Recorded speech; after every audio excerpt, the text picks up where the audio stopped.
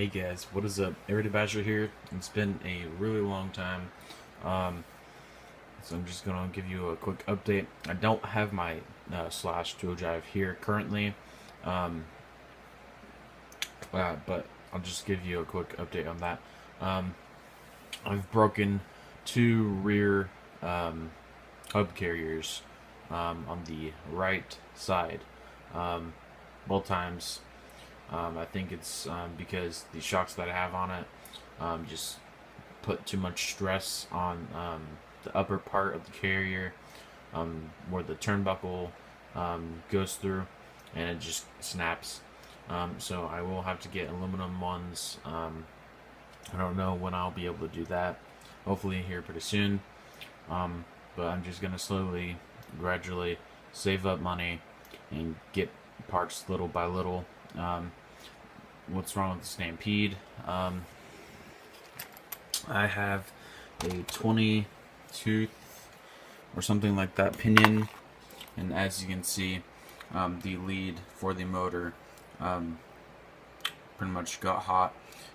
What it did was it touched the heatsink, or it was laying on the heatsink, and it just got to the point where it melted the solder, and got a zip tie running through the chassis to hold these wires down, so there's no play, and the ESC zip tied down to a plate.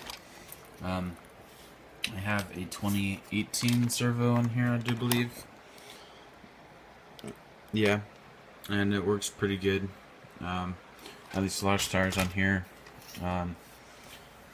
What I'm planning on doing is I need new bearings, and I need to go through the truck and fix the A-arms. I need hexes because that's really bad.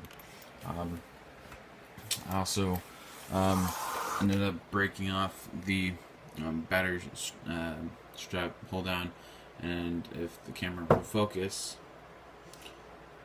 the thread is still in there. So I'm gonna have to pretty much Dremel the chassis and run zip tie, or not zip ties, but Velcro straps, which I'm not too upset about, because then I can take this part off and maybe Dremel this out just a little bit to make it fit longer batteries. Obviously with the Velcro straps I can fit a lot thicker batteries in here, and with the setup that I want to get will require it to run either a 3S, 4S, maybe even 6S, I don't know. That's a lot of power to put in a 110 scale. But the ESC is 120 amp 6S. You guys already know the specs. I've told you guys about it multiple times. And I'm going to be running the 540 sized 2300 kV 4-pole motor. I'll probably stick to 3S and 4S max. I know the diffs in this truck can handle it. I got the Techno center drive shaft.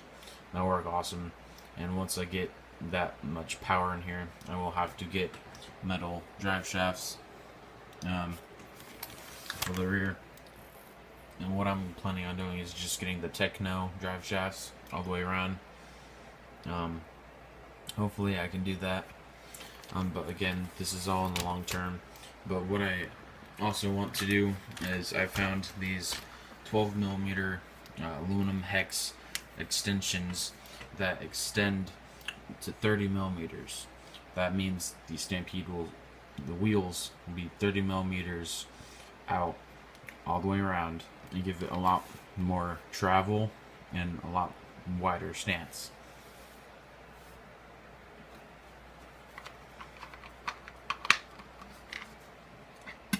Sorry guys. Anyways, and then I want to get like axial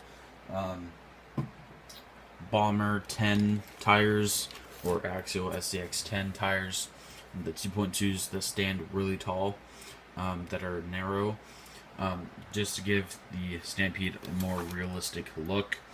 Obviously these look super small with the Stampede body on it.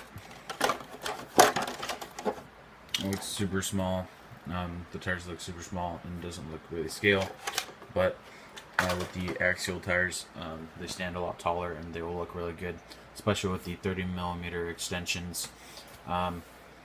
And then after that, all I gotta do is get body mounts, a body, and batteries. And then the Stampede will run really good. And I am planning on keeping this truck. For the slashes, I'm planning on, as soon as I get my other slash running, obviously it'll have the brushless setup in it. The only thing I need for the slash is hub carrier or axle carriers, hub carriers in the rear, and then it runs and drives. It has a Emax Titan motor in there, so it has a lot of torque and fairly good top end. I have a geared 2386, and on a nickel metal, it is way faster than stock, and lower speeds it handles so much better. So obviously the XL5 VSC and the Red Cat servo. So I'm planning on, after I get the hub carriers, I'm planning on selling it, and also when I get my other slash two-wheel drive up and running, I'm planning on selling that as well, because I want to get either a axial 1/10 scale Yeti kit or RTR, because where I live and how I drive, the Yeti would be perfect for where I live, and I've heard very good reviews of the actual Yeti 1/10 scale, and you can do a lot of things with it. You can make it go fast, you can race with them, you can take it off-road. The Yeti will pretty much go anywhere, and being solid axle in the rear, it'll handle a lot better. So that's what I want to do. Is obviously the two-wheel drive slashes, they're good, they're fun, you can still take them out off-road, but what I want for out here, I want something different. I haven't had something different in a very long time, and it'll bring something different to the channel. And with the Axial Yeti 1/10 scale, you can do so many different things with it. I can get light bars, I can get aluminum travel arms, aluminum sway bars, aluminum axles. I've heard people use the Emax center drive shafts for the rear because they're a lot thicker. They hold up just fine, and that's cheap, cheaper than MIPs and all these other aftermarket parts. And the Yeti is just awesome, but I would at least need to get 200 plus per slash to be able to buy a Yeti. The kit version is $330, and that's without electronics, so, and batteries. But I would probably most likely get a used one off eBay or off Craigslist, or a roller. I found a good deal on a rolling chassis that has the full drivetrain, brand new, just needs the electronics and wheels and tires, for $70 brand new from a chop shop. Chop shop is where they will take a brand new car, strip it down for parts, and sell the parts individually, and we'll sell the roller. So that's what I really want, is a Yeti. I don't want a Yeti Score, because I've had trophy trucks. I want something different, and the Yeti just looks awesome and performs awesome, and you can do a lot of different stuff with it. And I've actually seen a Yeti XL.